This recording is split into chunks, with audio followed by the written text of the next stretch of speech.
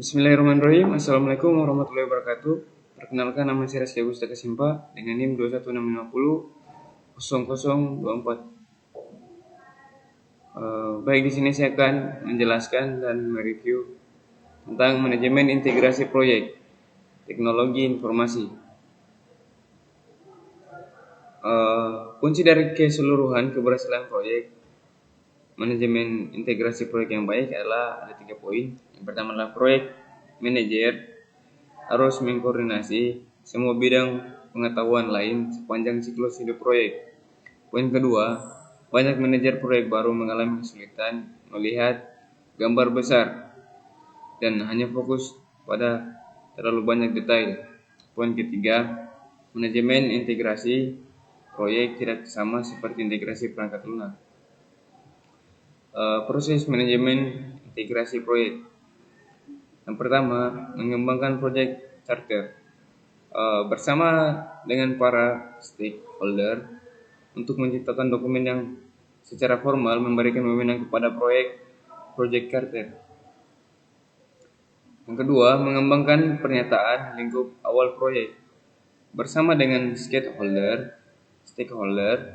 khususnya pengguna produk, jasa, atau hasil proyek untuk menetapkan ruang lingkup persyaratan high level dan membuat pernyataan lingkup awal proyek. 3. Mengembangkan rencana pengelolaan proyek. Di sini kita mengkoordinasikan segala upaya perencanaan untuk menciptakan dokumen yang konsisten dan koheren secara rencana manajemen proyek. Terus yang keempat, mengatur dan mengelola eksekusi proyek. Ini digunakan untuk melaksanakan rencana pengelolaan proyek dengan melakukan kegiatan-kegiatan yang termasuk di dalamnya. Yang kelima, memantau dan mengendalikan pekerjaan proyek. Kita mengawasi pekerjaan proyek untuk memenuhi sasaran kinerja proyek. Yang keenam, melaksanakan pengendalian perubahan terpadu. Di sini kita mengkoordinasi perubahan yang mempengaruhi hasil proyek dan aset-aset proses organisasi. Yang ketujuh, menutup proyek. Di sini kita mengakhiri semua aktivitas proyek untuk menutup proyek secara formal. Proyeknya bisa dilihat pada layar.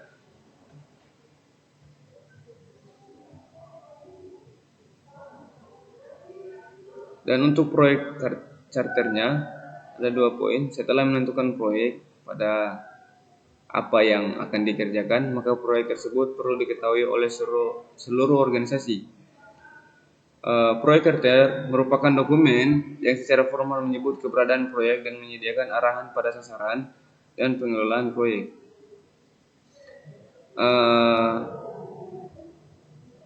Ada beberapa poin yang mendukung tentang proyek charter, yaitu berisi elemen-elemen yang unik yang berlaku pada proyek tersebut.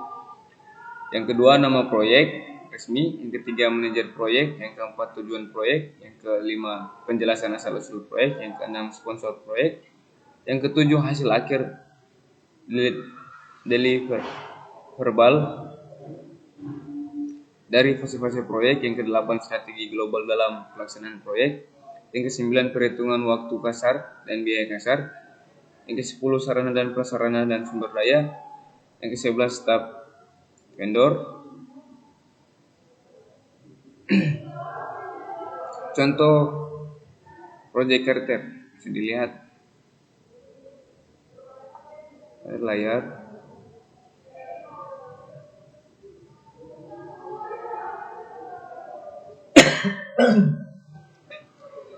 Kegunaan proyek charter.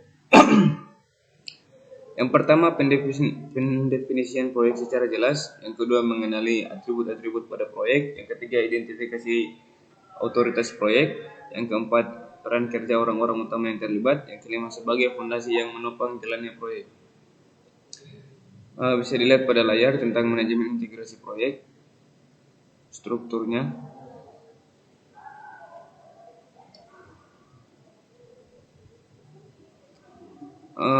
Pernyataan lingkup awal. Lingkup awal pernyataan merupakan dokumen yang digunakan untuk mengembangkan dan mengkonfirmasi pemahaman umum dari lingkup proyek. Ini merupakan alat bantu penting untuk mencegah skop creep atau kecenderungan lingkup proyek terus menjadi besar. Rencana manajemen proyek.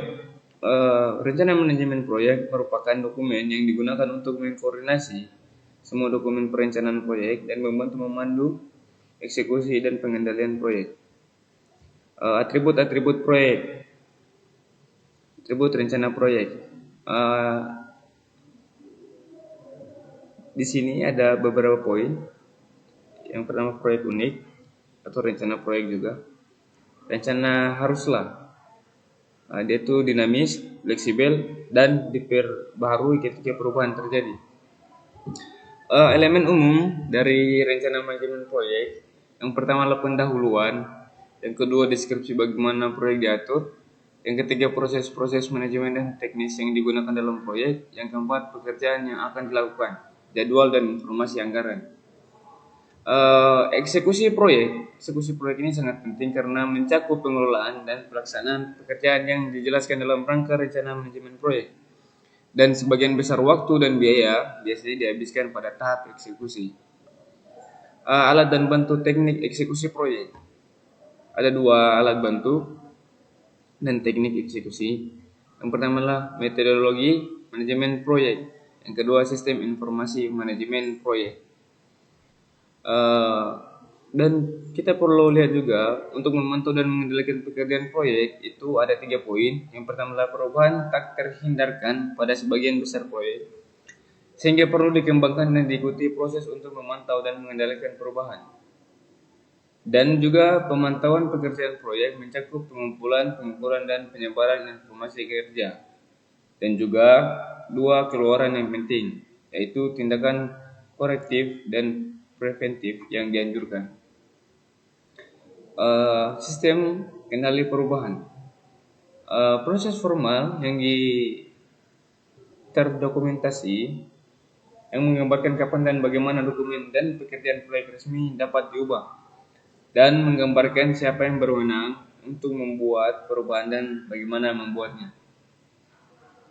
Penutup proyek ini sangat penting karena untuk menutup proyek Anda harus mengakhiri semua aktivitas, dan keluaran utamanya memiliki 4 poin, yaitu prosedur penutupan administratif, prosedur penutupan kontrak dan produk, layanan atau hasil akhir pembaharuan, dan aset proses organisasional.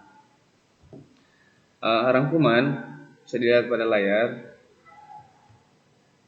Mungkin sekian yang bisa saya jelaskan. Bila salah kata mohon dimaafkan. Wabillahi taufiq wal hidayah. Wassalamualaikum warahmatullahi wabarakatuh.